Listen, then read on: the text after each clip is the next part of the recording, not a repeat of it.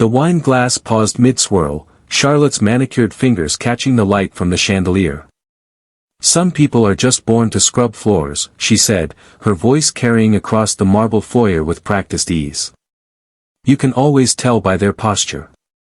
Low birth shows itself." The dinner party guests laughed, that polite, hollow sound people make when someone wealthy says something cruel. I didn't laugh. I watched Eliza, our maid, kneeling to wipe the spill, her hands trembling almost imperceptibly as she worked. She'd been with us nearly a year. Punctual. Meticulous. Invisible by design. Charlotte preferred her that way. "That's enough, Charlotte," I said quietly. My wife turned to me with that indulgent smile she wore when dismissing my concerns. "Oh, don't be sensitive, William. I'm simply stating facts." Facts. That word would haunt her in ways she couldn't imagine. 3 weeks passed. 3 weeks of Charlotte's casual cruelty, her obsession with pedigree and bloodlines, her conviction that birth determined worth. Her family traced lineage through portraits and estates that smelled of dust and entitlement. I'd married her believing love could soften those edges. I was catastrophically wrong. The breaking point came at a charity luncheon Charlotte hosted in our home. The house glittered with her social circle, women in designer dresses discussing which schools their children would attend, men comparing vacation homes. Eliza moved between them serving tea, a ghost in her own right. Then Charlotte's voice cut through the refined chatter, "Be careful with the china. It's older than your entire family line." The room fell silent. Every head turned. Some guests looked away uncomfortably. Others watched with the morbid curiosity of people witnessing a car crash. Eliza froze, the teapot suspended in mid-pour. I stood abruptly, my chair scraping against hardwood. "Charlotte. Apologize." She laughed, actually laughed. "For what? We all know she comes from nothing." Eliza looked at me then. Just once. There was no anger in her eyes. Only something deeper. Recognition. As if she'd been waiting for this exact moment. That night, she slipped a folded envelope onto my desk before leaving. Inside was a single sentence written in careful, deliberate handwriting. "If you ever decide the truth matters more than comfort, I am ready." The truth arrived faster than I expected. A week later, Charlotte announced, without consulting me, that Eliza would be dismissed. "She no longer fits the image of the household," my wife said coolly. "Besides, I don't like the way she looks at you." That settled it. I stopped Eliza at the gate that evening as dusk settled over the estate. "What truth were you talking about?" She exhaled slowly, like someone who'd been holding their breath for years. "I hoped you'd ask." We sat in the guardhouse as the light faded. Eliza told me she'd been raised in foster care. That her mother had worked briefly as a domestic servant for a wealthy family 28 years ago. That the woman vanished after giving birth. "And why tell me this?" I asked, though something in my chest already knew. "Because," she said quietly, sliding a document across the small table, "the family she worked for was yours." My blood turned to ice. It was a hospital discharge summary. A birth record with names redacted, except one. Mine. Charlotte called it absurd when I confronted her. "A servant's fantasy," she scoffed, setting down her evening cocktail with deliberate calm. "Do you honestly believe that girl shares your blood?" "I believe enough to test it." Her eyes hardened to chips of glass. "You'll humiliate us. You'll humiliate this family." "No," I said. "I'll humiliate a lie." She crossed her arms, her perfectly tailored blazer creasing at the elbows. "Fine. But if you insist on DNA testing, do it properly. Test everyone. Prove how ridiculous this is." There it was. The condition she thought protected her. The samples were taken at a private clinic 3 days later, mine, Eliza's, Charlotte's, at her insistence. If we're doing this, she said with icy precision, we do it thoroughly. The waiting period stretched like a held breath. 72 hours of Charlotte remaining smugly confident, Eliza maintaining her quiet composure, and me barely sleeping, turning over everything I thought I knew about my life. The results arrived on a Thursday morning. We gathered in the study, Charlotte poised on the leather sofa as if attending a board meeting, Eliza pale but steady in the chair by the window, a genetic counselor seated between us with a sealed folder. Sunlight slanted through the plantation shutters, dust motes dancing in the beams. Everything looked so normal. So civilized. Mr. Harrington, the counselor began, her voice professionally neutral, the analysis confirms with 99.9% certainty that you and Ms. Eliza Moore share a biological parent. Charlotte laughed, sharp, triumphant. Half-siblings, then. Tragic, perhaps. But hardly. There's more, the counselor interrupted. Charlotte's smile faltered. Further analysis shows that Ms. Moore is not your half-sister through your father. The room seemed to tilt on its axis. I gripped the armrest of my chair. She is, the counselor continued, her words careful and deliberate, your biological mother. Silence crashed down like shattering crystal. If you want to know how Charlotte's obsession with low birth destroyed everything she built, and gave me everything real, hit that subscribe button. Comment below what you do in this situation. Share this story, because sometimes the truth is the only justice that matters. Charlotte stood so abruptly the leather sofa creaked beneath her. That's impossible, she said, her voice razor thin. William's mother died in childbirth. Everyone knows that. The counselor nodded slowly, her expression professionally sympathetic. The records say so. The DNA does not. I couldn't move. Couldn't breathe. The study, my father's study, the room where I'd learned to read, where he'd taught me about honor and legacy, suddenly felt like a stranger's house. Eliza closed her eyes, and when she opened them, tears tracked silently down her cheeks. I was 18, she said, her voice barely above a whisper. And that's when the real story began.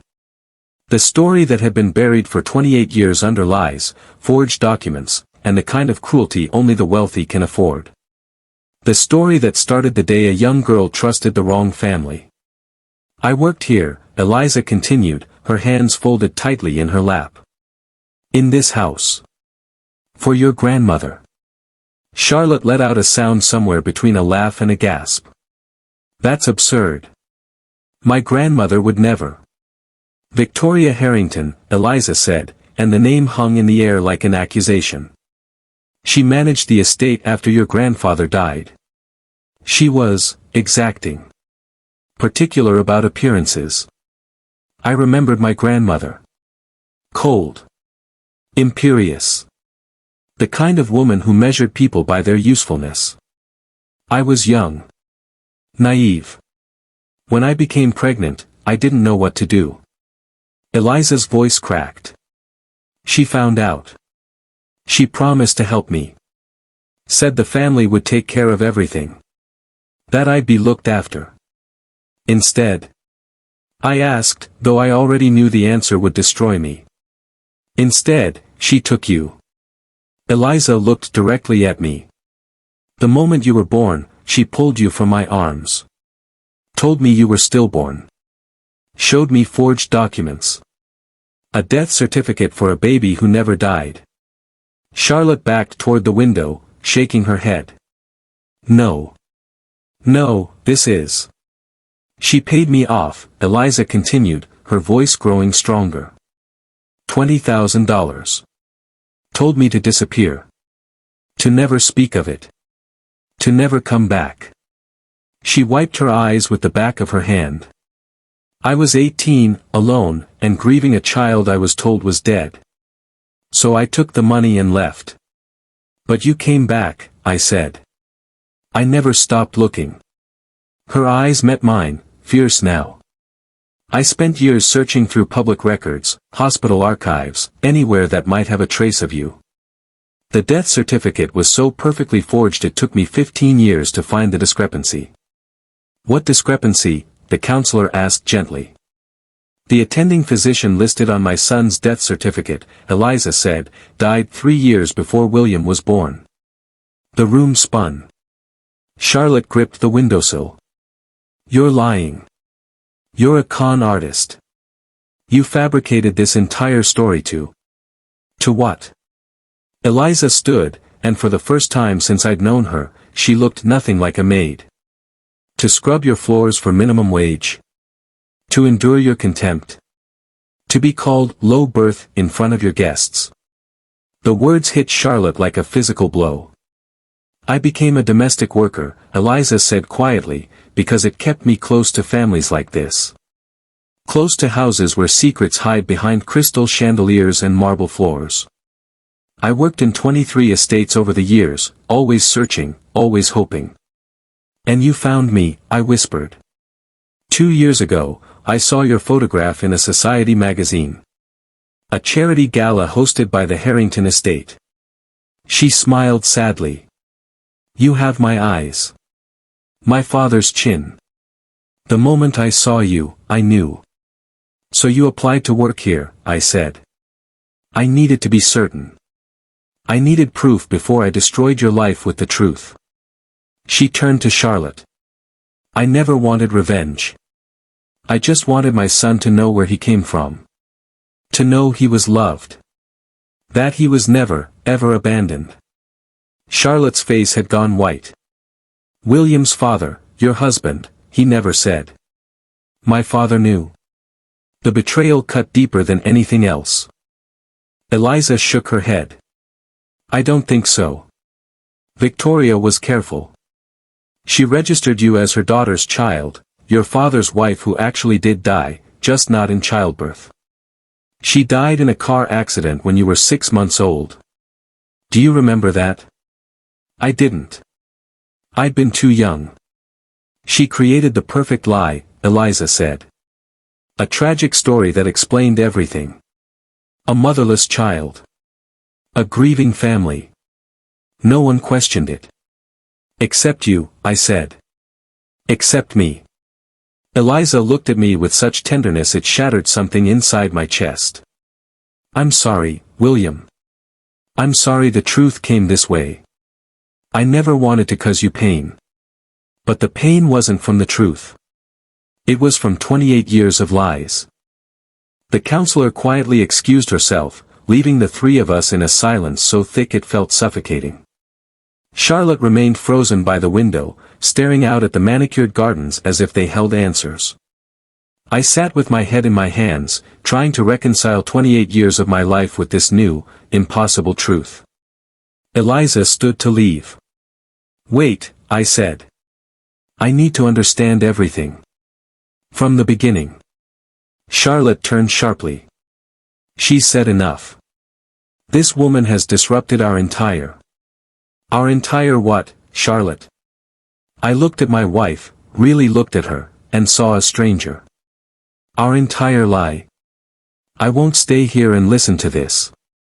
Charlotte grabbed her purse from the side table. This is exactly what she wanted. To tear us apart. To worm her way into our lives and... She worked here for a year, I said coldly. If she wanted to destroy us, she had plenty of opportunities before now. Charlotte's jaw tightened. Fine.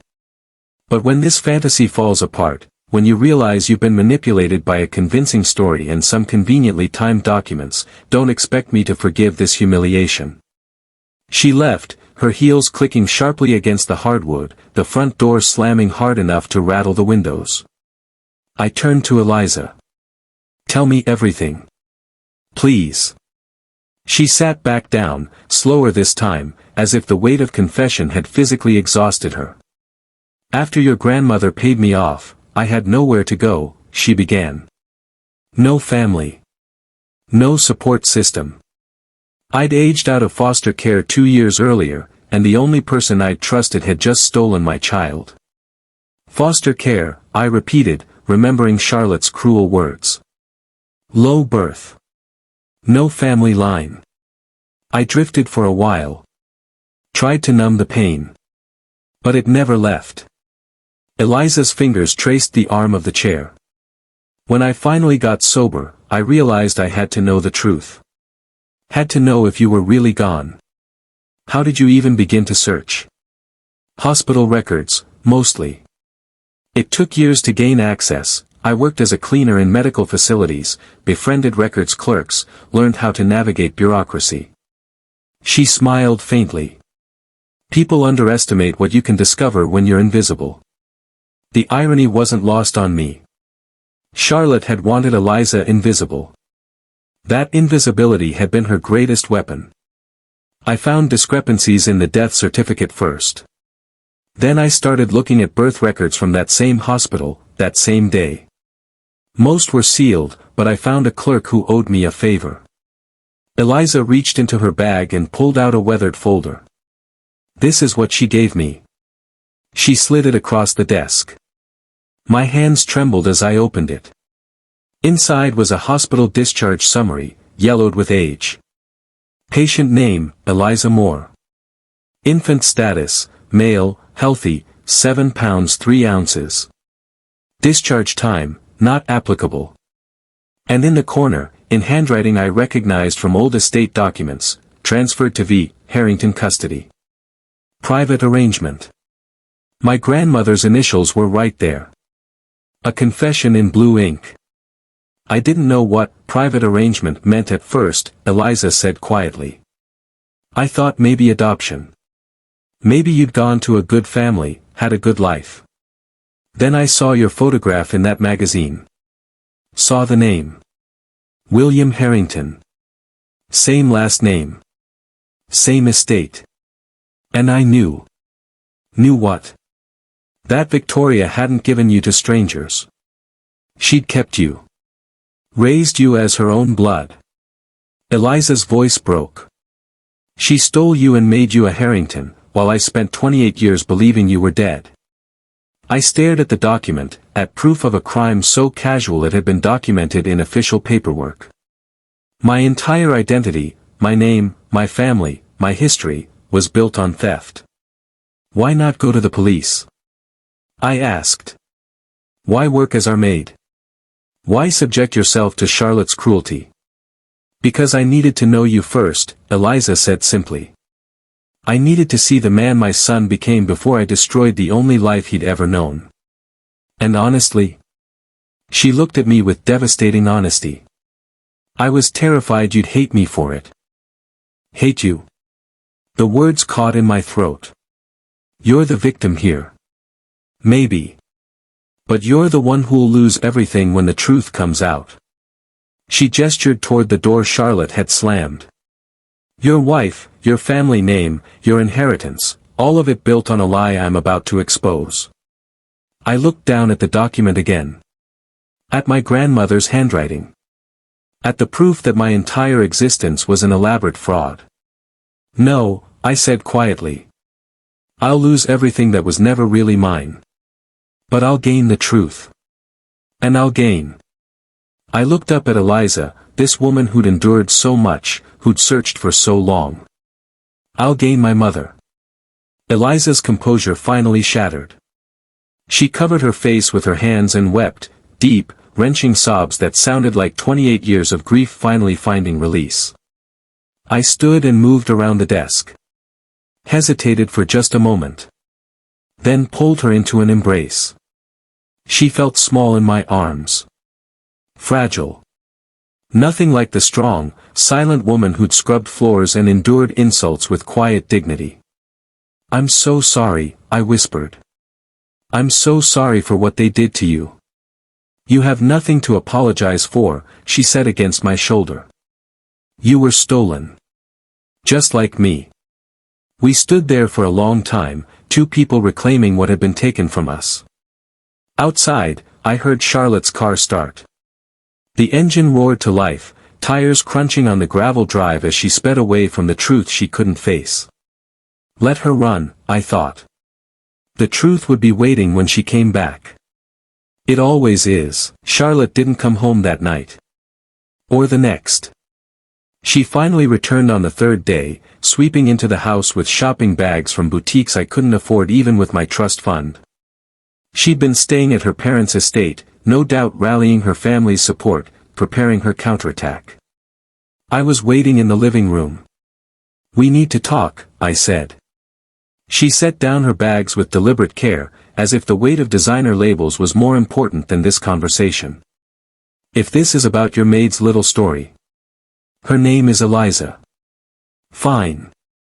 Eliza." Charlotte's smile was razor-sharp. "If this is about her creative fiction, I think we've indulged it long enough. I've consulted with our attorney, and he agrees this is likely a blackmail scheme. We should contact the police." I pulled the hospital document from my jacket and placed it on the coffee table between us. Charlotte glanced at it, then away, as if it were beneath her notice. "A piece of paper means nothing, William. Documents can be forged. Stories can be fabricated. Desperate people do desperate things. This has my grandmother's handwriting on it." "Which proves what exactly?" "That some clever woman studied estate records and learned to copy signatures." Charlotte poured herself a drink from the bar cart, her movements practiced and calm. "You're being naive. Then you won't mind proving it." She paused, glass halfway to her lips. "Proving what?" "That she's lying. That I'm really a Harrington." I stood, moving closer. "DNA testing. Simple. Conclusive. If you're so certain this is fantasy, the science will prove you right." Charlotte took a long sip of her gin and tonic, her expression thoughtful. When she finally spoke, her voice carried that patronizing tone she used when explaining the world to people she considered intellectually inferior. "William, do you understand what you're suggesting? The scandal alone would be devastating. Our friends, our social circle, they'd whisper. Even if the tests prove she's lying, the damage would be done. People would always wonder. Let them wonder. You're willing to risk everything, our reputation, our standing, our future, for a maid you barely know." "I'm willing to risk everything for the truth." Something flickered behind Charlotte's eyes. "Uncertainty, maybe. Or calculation." "Fine," she said finally, setting down her glass with a decisive clink. "If you insist on this spectacle, we'll do it properly. We'll test everyone involved. You, me, your supposed mother. We'll get a comprehensive panel done at the most reputable facility money can buy." I frowned. "Why would we test you?" Charlotte's smile returned, colder now. "Because if we're going to humiliate ourselves with this circus, William, we should be thorough. Test everyone. Leave no room for doubt. When the results come back showing that woman has no biological connection to you whatsoever, I want the proof to be absolute. Unimpeachable." She stepped closer, her perfume, expensive, cloying, filling the space between us. "And when I'm proven right," she continued softly, "I expect an apology. A public one. And I expect that woman gone from our lives forever. No severance beyond what we legally owe her. No references. Nothing. And if you're wrong." Charlotte laughed, that tinkling, dismissive sound that had once seemed charming. "I'm not wrong, darling. I'm never wrong about people. It's a gift." Her confidence should have reassured me. Should have made me doubt Eliza's story. Instead, it made me certain. People who are truly secure in their position don't need to stack the deck. They don't insist on testing everyone involved. They don't create elaborate conditions for proof. Charlotte was afraid. She just didn't know I could see it. "I'll make the arrangements," I said. "We can go to the clinic tomorrow." "Perfect." Charlotte picked up her shopping bags. "I'll have my attorney present when the results come in. Just to ensure everything is handled properly. Legally." She started toward the stairs, then paused. "Oh, and William. When this is over, when we've proven that woman is exactly what I said she is, a opportunistic fraud, I expect you to remember who stood by you. Who tried to protect you from this embarrassment. She ascended the stairs, her heels clicking with rhythmic certainty. I stood alone in the living room, holding the hospital document that proved my entire life was a lie. Tomorrow, we begin the testing. Charlotte thought she was calling my bluff, thought her confidence and social power could override biology itself. She had no idea what was coming. None of us did. The clinic was discreet, expensive, the kind of place where celebrities and politicians handled delicate matters away from public scrutiny. We arrived separately, Charlotte and I in one car, Eliza in a taxi she'd insisted on paying for herself. The waiting room was all leather chairs and abstract art, designed to soothe wealthy anxieties. Charlotte sat with perfect posture, flipping through a design magazine as if we were here for a routine appointment. Eliza sat quietly, hands folded in her lap, her expression unreadable. I couldn't sit still. A nurse called us back one at a time. Cheek swabs. Simple. Quick. Almost anticlimactic for something that would change everything. When we finished, the clinic director, a thin man with wire-rimmed glasses and the careful demeanor of someone accustomed to handling secrets, addressed us in his office. The results will take 72 hours, he said. We'll email you a secure link to access them. I should note that all parties listed will have access to the full report. Perfect transparency, Charlotte said brightly. Exactly what we want.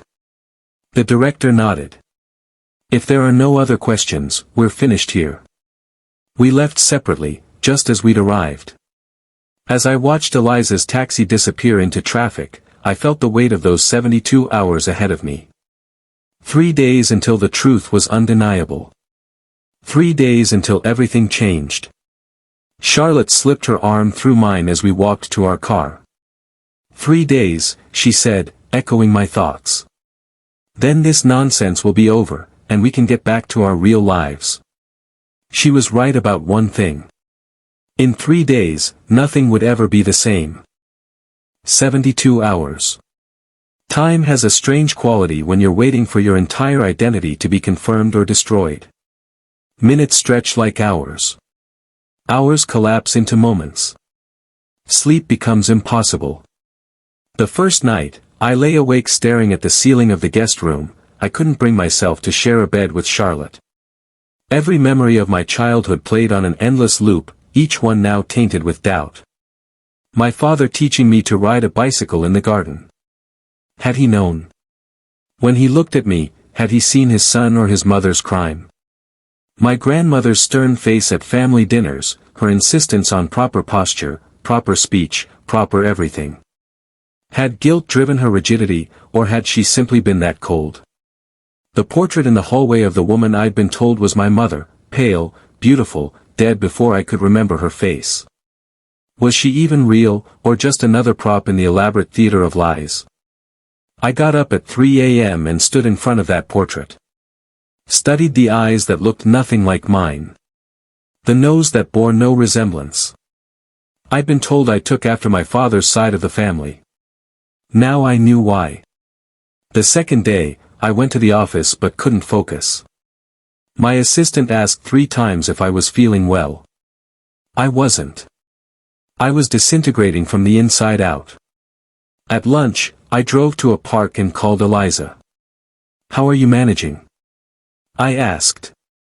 I've waited 28 years, she said quietly. I can wait 3 more days. Aren't you nervous? What if somehow the tests are wrong, or... They won't be wrong, William. Her voice was gentle but certain. I know you're my son the same way I knew the moment I saw your photograph. Some truths don't need laboratories to prove them. Charlotte thinks you're running a con. I know what Charlotte thinks. A pause. And I understand why this is hard for you. I'm asking you to question everything you've ever known. Your family. Your name. Your entire history. It's not hard because I doubt you, I said. It's hard because I believe you. I could hear her breath catch over the phone. The life I thought I had is disappearing, I continued. And I don't know who I am without it. You're exactly who you've always been, Eliza said. Kind. Thoughtful. A man who stands up for what's right even when it's uncomfortable. DNA doesn't change that. The truth doesn't change that. Then what does it change? It changes who gets credit for raising someone so good. Her voice wavered. And it means the person who should have raised you finally gets to know you. I sat in my car and cried for the first time since I was a child. Charlotte, meanwhile, was hosting a dinner party. I came home the second evening to find the house full of her friends, the same women who'd witnessed her cruelty at the charity luncheon. The same people who measured worth in pedigree and property. William. Charlotte called out brightly as I entered. Come tell everyone about our little DNA adventure. I froze in the doorway. The women turned, their faces alight with curiosity. This was entertainment for them. Theater. A scandal to dissect over wine and cheese. Our maid, Charlotte continued, her voice dripping with amusement, has convinced herself she's William's long-lost mother. Can you imagine? So we're having DNA tests done to put the matter to rest. Polite laughter rippled through the room. How unusual, one woman said.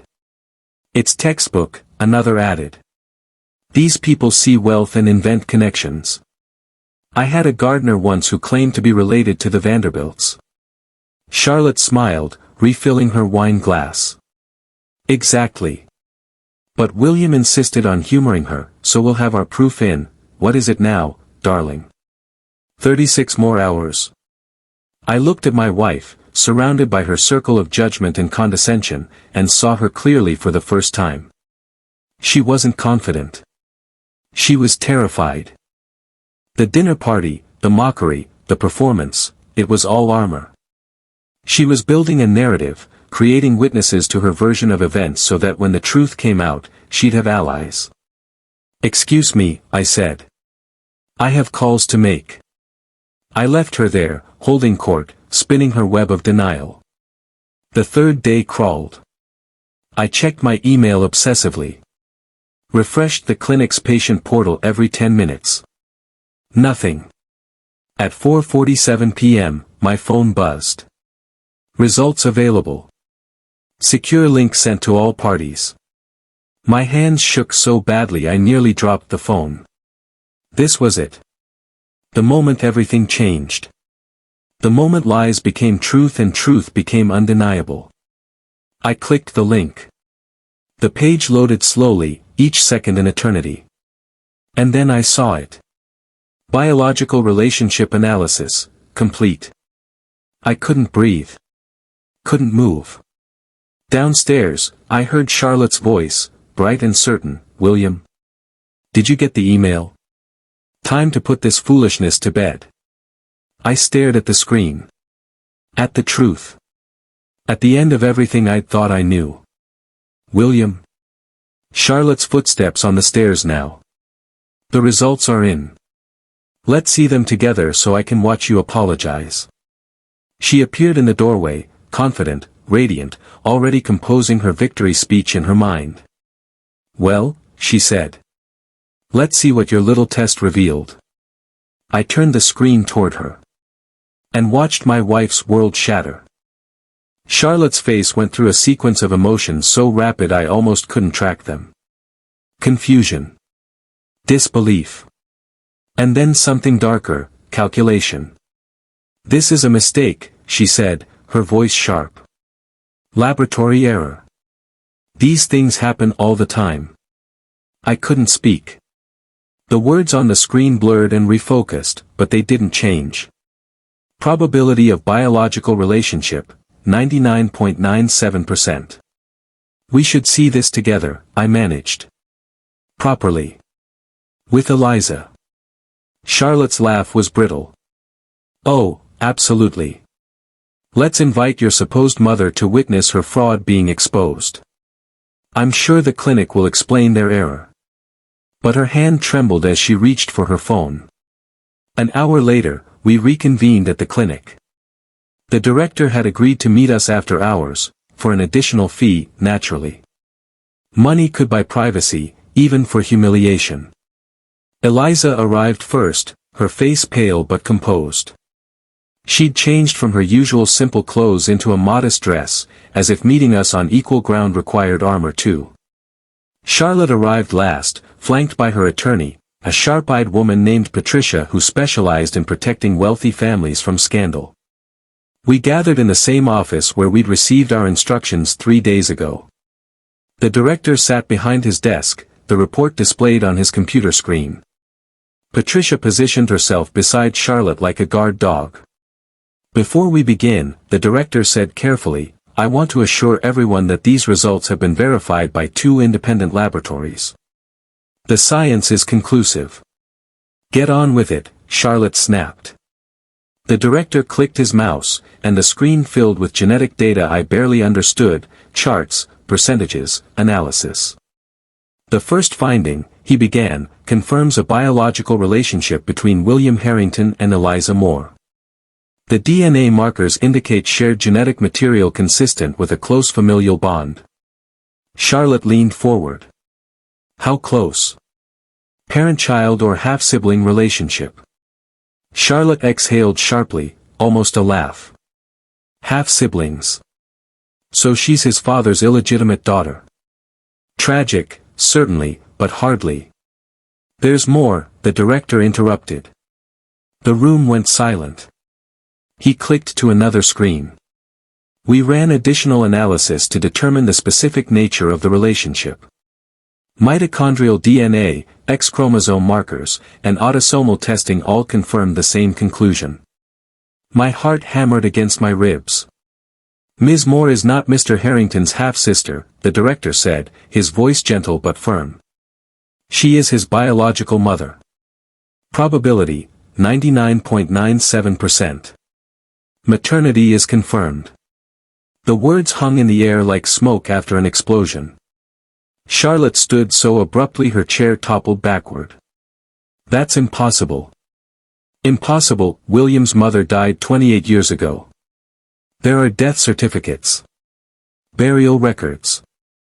A goddamn grave. The records may say so, the director replied quietly. The DNA does not. Patricia, the attorney, was frantically typing notes on her tablet, her professional composure cracking. Eliza sat perfectly still, tears streaming silently down her face. I couldn't move.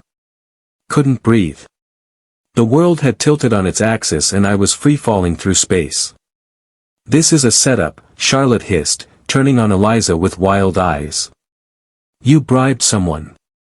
Contaminated the samples. You. 3 independent laboratories, the director said firmly. Chain of custody was maintained throughout. I supervised the collection myself. Then test again. Charlotte's voice cracked, desperation bleeding through her fury. Test everyone in this room. Test me. Test. She stopped. Her face went white. Actually, the director said, consulting his screen, there is one more finding. As requested, we ran comparison analysis on all parties tested. What? I asked, finding my voice. The DNA analysis shows that Charlotte Harrington has no biological relationship to either William Harrington or Eliza Moore, which is expected. However, he paused, clearly uncomfortable. There's an anomaly in Mrs. Harrington's genetic profile that our lab flagged. What kind of anomaly? Patricia demanded. Her mitochondrial DNA shows markers inconsistent with her stated family lineage. This isn't relevant to the current paternity matter, but our protocols require we note any significant findings. Charlotte's face had gone from white to crimson. This is absurd. You're all conspiring. The science doesn't conspire, Mrs. Harrington, the director said quietly. It simply reveals what is. I turned to Eliza. She was looking at me with such tenderness, such maternal love, that something inside my chest cracked open. I'm sorry, she whispered. I'm so sorry you had to learn this way. You have nothing to apologize for, I said, my voice breaking. Charlotte backed toward the door, shaking her head. This isn't over. We'll contest this. We'll. Contest what? I asked, standing to face her. The truth? You can't litigate DNA, Charlotte. Your grandmother stole a baby. The words came out cold, clear. She stole me from my mother and built a lie so complete that everyone believed it. Including me. She gave you a good life. Charlotte shouted. Privilege.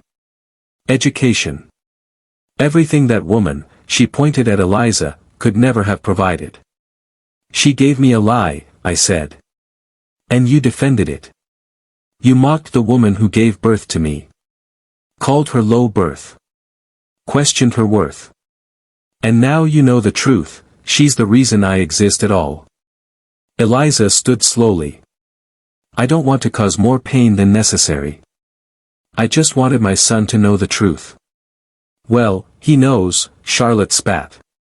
And I hope you're happy. You've destroyed his family. His name. Everything he is. No, I said quietly. I've discovered who I really am. And what I'm not. I looked at Charlotte, this woman I'd married, this person I'd thought I loved, and saw a stranger. Someone so consumed by status and lineage that she couldn't recognize humanity when it was kneeling at her feet scrubbing floors. We're done, I said. William. We're done, Charlotte. She stared at me, and for just a moment, I saw something like fear in her eyes. Then it hardened into rage. You'll regret this, she said. Both of you. She left, Patricia trailing behind, already making phone calls to damage control specialists and PR firms. The door closed, and suddenly it was just me, Eliza, and the truth. I turned to the woman who was my mother, my actual, biological, stolen from mother, and I didn't know what to say. She solved that problem by opening her arms. I stepped into her embrace and felt, for the first time in my life, like I'd come home. We sat in the clinic's empty waiting room after the director left. The building was quiet, sterile, the kind of silence that follows detonations. Eliza kept one hand on mine, as if afraid I might disappear the way I had 28 years ago. Tell me everything, I said. From the beginning. I need to understand how this happened. She nodded slowly, gathering herself. I was 18. Alone. I'd aged out of foster care and was working wherever I could find jobs, restaurants, retail, cleaning houses. Her voice was steady but distant, as if she were watching the story unfold from somewhere outside herself. A placement agency sent me to the Harrington estate. Your grandmother needed temporary help during the holidays. Victoria, I said, tasting bitterness in the name. She was exacting. Particular. Everything had to be perfect. Eliza's fingers tightened around mine. But she paid well, and I needed the money. I thought it would be a few weeks of work, nothing more. What happened? Your father happened.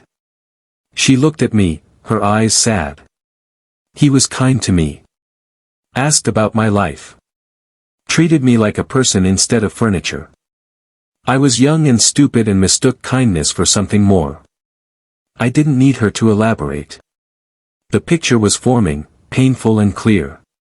When I realized I was pregnant, I was terrified. I had no family, no support, nowhere to go. Her voice cracked. Your father was engaged to be married, to the woman everyone thought was your mother. I knew telling him would ruin everything. But you told someone. Victoria found out. I don't know how, maybe she noticed the morning sickness, maybe she was just that observant. She called me into her office one day and asked me directly. Eliza's hand trembled. I thought she would fire me. Instead, she smiled. The hair on my neck stood up. She said the family would take care of everything. That I'd be looked after, that the baby would have opportunities one could never provide. She made it sound like a blessing. Like I'd be giving my child a gift. She was planning it even then, I whispered. I was naive enough to believe her. She moved me to a private facility for the pregnancy. Paid for everything. I thought, her voice broke completely. I thought she was being kind. I pulled her closer, this woman who'd been so thoroughly betrayed. When you were born, they let me hold you for maybe 10 minutes. You were perfect. So perfect. Tears streamed down her face. Then Victoria came in with a doctor I'd never seen before. They took you from my arms. Said you needed tests. When they came back, they told me you'd died. That there were complications. That sometimes these things happen. The death certificate, I said. They showed me paperwork. Official-looking documents. I was 18, drugged, and devastated. I believed them. She wiped her eyes roughly. Victoria gave me $20,000. Said it was for my pain and suffering. Made me sign papers saying I'd never speak about it, never contact the family, never mention I'd worked there. Hush money. I took it. I had nothing else. No baby, no job, no future. I used some of it to survive, spent the rest trying to numb the pain. Eliza looked at me directly. I wasted years, William. Years I should have spent searching for the truth. You were grieving. I was a coward. Her voice turned hard. When I finally got sober and started looking, I found the discrepancies. The forged death certificate. The gaps in the hospital records. And then I found you. In the magazine. In the magazine, she confirmed. Living in the house where I'd lost you. Carrying the name that had been stolen from me. And I knew I had to come back. So you became a maid again. It was the only way to get close. To observe. To be certain before I appended your entire world. She smiled sadly. And to see the man my son had become despite being raised by the woman who took him from me. The door burst open. Charlotte stood there, her makeup smudged, her perfect composure shattered. You planned this, she said, pointing at Eliza with a shaking hand. This entire thing. You wormed your way into our home, manipulated my husband. I cleaned your floors, Eliza said quietly, standing to face her. I endured your contempt. I listened to you mock my low birth while scrubbing toilets in the house where my child was stolen. You're a con artist. I'm a mother who never stopped looking for her son. Eliza's voice cut like steel. What are you, Charlotte? A woman so obsessed with pedigree that you couldn't see the truth when it was kneeling at your feet. I stood, positioning myself between them. You want to know what's pathetic, Charlotte? I asked. You mocked Eliza for having no family line. No heritage. No birth worth mentioning. And the entire time, she was the only person in that room with a legitimate claim to the Harrington name. That's not. She's my mother. The DNA proved it. Which means every cruel word you said, every dismissive comment about her worth, you were talking about the woman who gave me life. Charlotte's face crumpled. I didn't know. You didn't care to know. I felt cold, distant.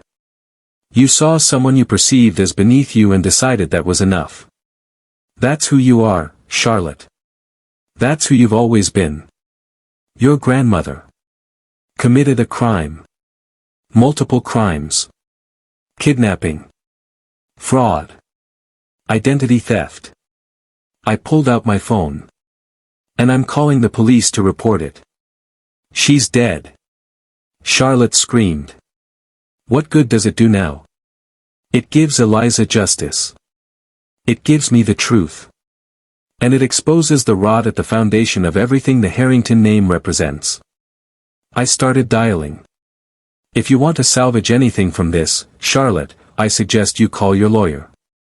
Because when this story breaks, and it will break, you're either on the right side of it or you're complicit in covering up a 28-year-old kidnapping. Charlotte stared at me, and I watched something die behind her eyes. The illusion of control. The certainty of her position. The belief that status could override truth. "This will destroy everything," she whispered.